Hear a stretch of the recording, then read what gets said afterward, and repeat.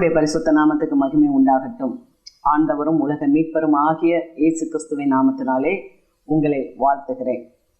இந்த நாளிலே நம்முடைய தேவ செய்தியை ஒளி என்ற தலைப்பில் நாம் பார்க்கலாம்.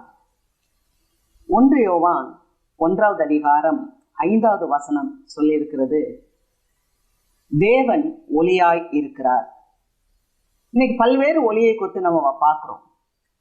சூரியன்லேருந்து வருகிற ஒளி, நட்சத்திரங்கள்லேருந்து வருகிற ஒளி, விண்மீன்கள்லேருந்து வருகிற ஒளி, இன்னும் நம்ம ஏற்றுகிற தீபம், பல்வேறு காரியங்களில் ஒளி காணப்படுகிறது, வெளிச்சம் காணப்படுகிறது. ஆனால் இந்த வெளிச்சம் ஒரு குறிப்பிட்ட காரியத்தை மட்டும்தான் செய்யும். ஆனால் ஆண்டவராகிய இயேசு கிறிஸ்து சொல்லுகிற காரியம் என்னன்னு சொன்னால், என்னிடத்துல வருகிறவர்கள் இருளிலே பங்கடைவதில்லை என்று சொல்கிறார்.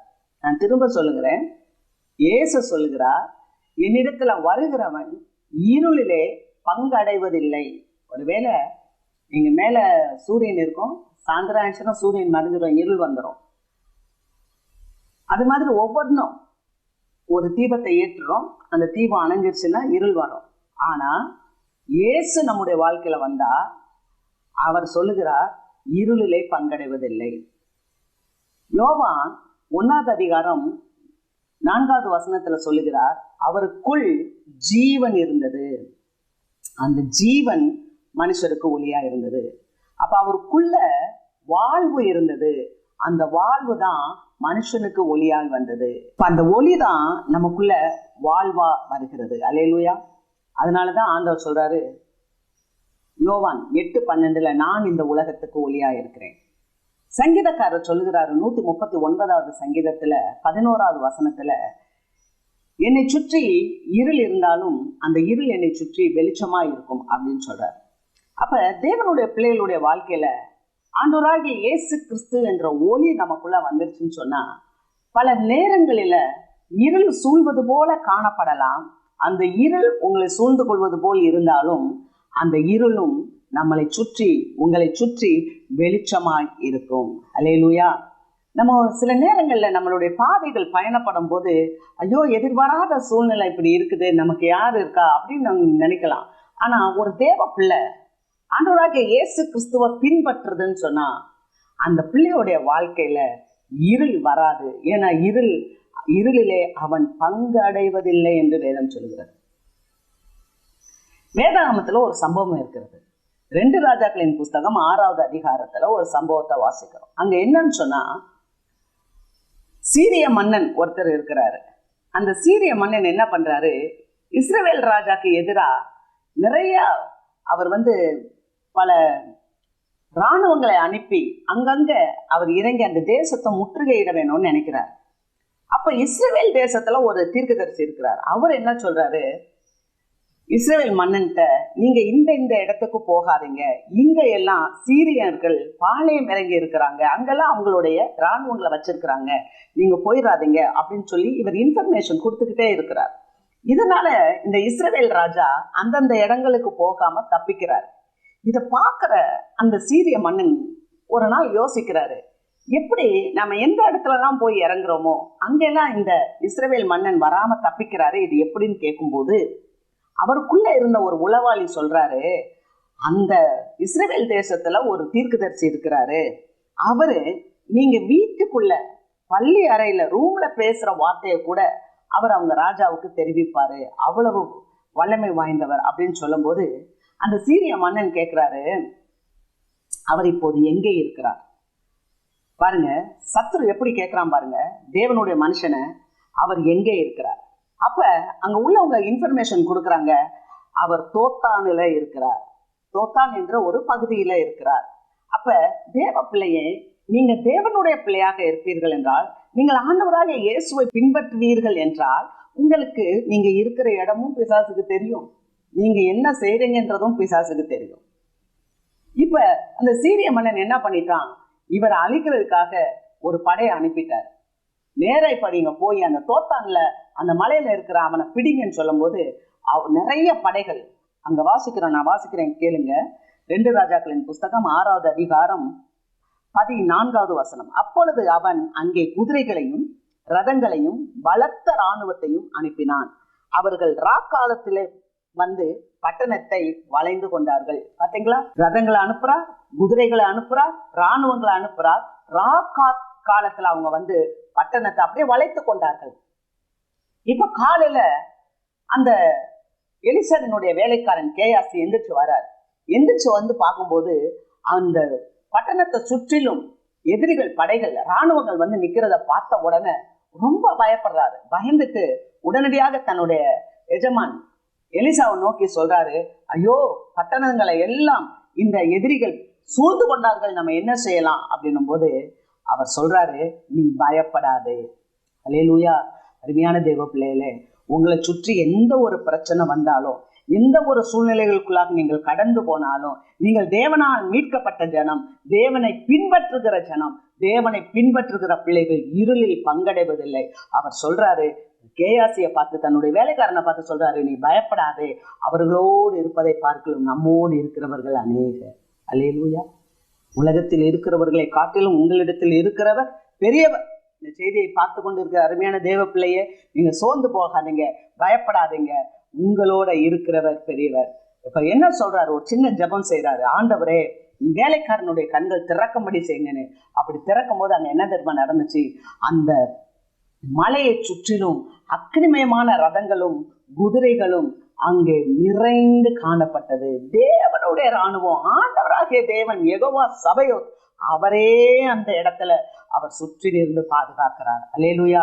அருமையான தேவ மக்களே, உங்களுக்கு விரோதமாக உருவாக்கப்படுகிற எந்த ஆயுதங்களும் வாய்க்காதே போகும் என்று ஆண்டவர் சொல்லுகிறார். இந்த கல்லின் மேல் என் சபையை கட்டுவேன், பாதாளத்தின் வாசல்கள் அதை மேற்கொள்வது. ஆமா, ஏன்னா அவரு சபை. பாருங்க, அங்க மாம்ச கண்ணுல அவன் பார்க்கும்போது அவனுக்கு அங்க எதுவுமே இல்லை. ஆனா ஆவிக்குரிய கண்கள்ல பார்க்கும்போது அங்க ஏராளமான ரதங்களும் குதிரைகளும் இருந்துச்சு. ஒரு இன்விசிபிளா இருந்த காரியம் விசிபிளா மாறிச்சு. நீங்க மீட்கப்பட்ட ஜனம் என்றால் ஒளி உங்களோடு கூட இருக்கிறது. அதுதான் வாழ்க்கையின் ஒளி. அல்லேலூயா. 40 வருஷமா இஸ்ரவேல் ஜனங்களை தேவன் மேக ஸ்தம்பமாய் அக்னி ஸ்தம்பமாய் வழி நடத்தி வந்தார். அந்த வெளிச்சத்தில் அவர்கள் நடந்து வந்தார்கள். ஆக எல்லா சூழ்நிலையிலும் உங்க வாழ்க்கையில் ஒளி இருக்கிறது என்பதை நீங்கள் மறந்து போகாதீர்கள். அல்லேலூயா. கர்த்தருக்கு மகிமை உண்டாக. இரண்டாவது ஒரு காரியத்தை குறித்து நம்ம வாசிக்கும் போது மத்தேயு 20வது அதிகாரம் 30லிருந்து 34 வரைக்கும் ஒரு சம்பவம் அங்கே கொடுக்கப்பட்டிருக்கிறது. ஆண்டவராகிய இயேசு கிறிஸ்து அவர் நடந்து வந்து கொண்டே இருக்கிறார். அங்கே 2 குருடர்கள் வழி அருகே உட்கார்ந்து இருக்கிறாங்க.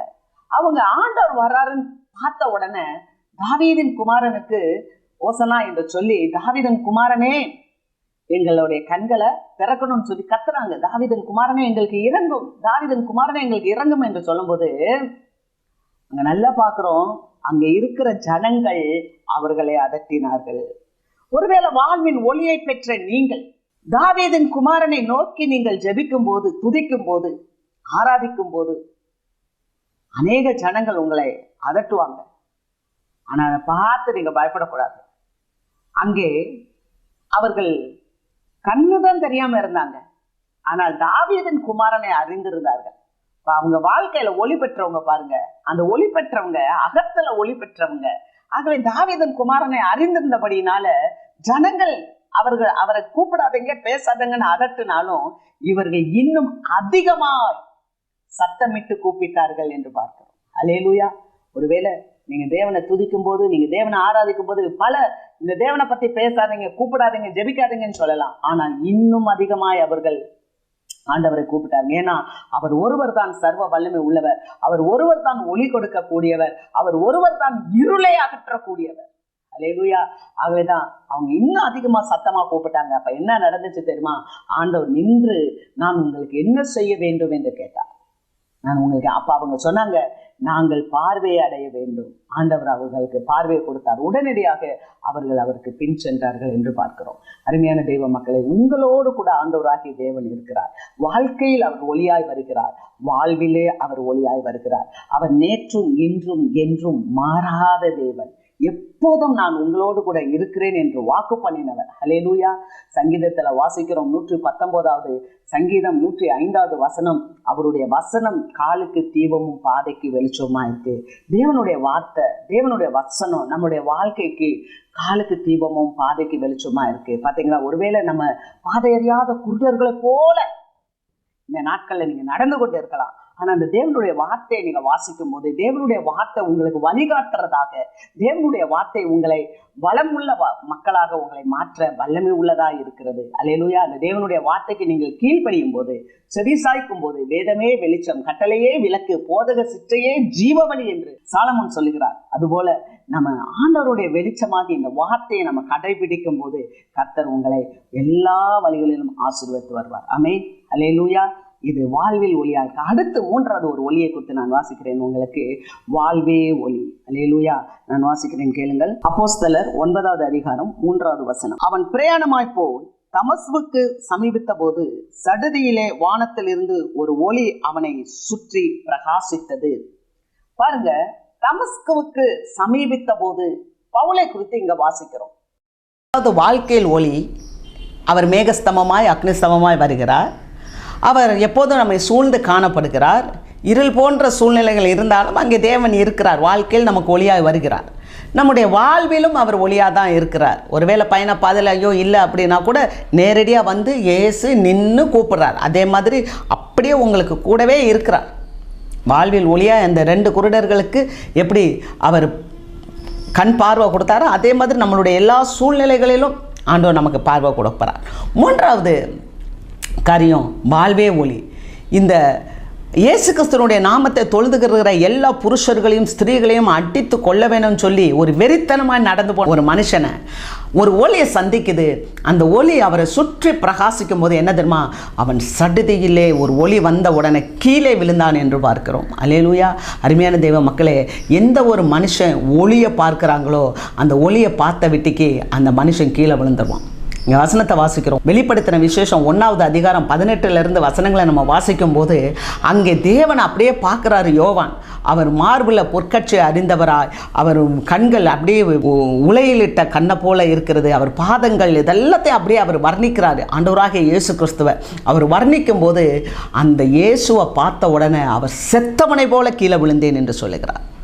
அதே மாதிரி தானியேல் புஸ்தகம் 10வது அதிகாரத்தில் நம்ம வாசிக்கும் போது அங்கேயும் அதைத்தான் சொல்லுகிறார். அவர் ஆண்டவரை பார்த்த ஆண்டவரோட வந்து வார்த்தையை கேட்ட உடனே அவர் மூச்சு நின்று போச்சான். தானியேலுக்கு மூச்சு நின்றுச்சான். 10வது அதிகாரம் தானியேலில் வாசிக்கிறோம். எந்த ஒரு மனிதன் தேவனை பார்க்குறானோ அவன் வாழ்க்கையில் தேவன் வந்துட்டாருன்னா அவன் செத்து போயிடுவான். அதனால தான் வாழ்வே ஒளியாய் மாறிவிட்டது. பவுல் பார்த்திங்கன்னா அவர் சொல்கிறாரு, கிறிஸ்து எனக்கு ஜீவன், சாவு எனக்கு ஆதாயம் என்று சொல்கிறார். அதாவது கிறிஸ்துவை குறித்து தான் இனி நான் மேன்மை பாராட்டுவேன், என்னை குறித்து நான் மேன்மை பாராட்ட எனக்கு ஒன்றுமே இல்லை. ஆகவே தான் நான் உலகத்துக்கு சிலுவையில் அறை உண்டு இருக்கிறேன் என்று சொல்லுகிறார்.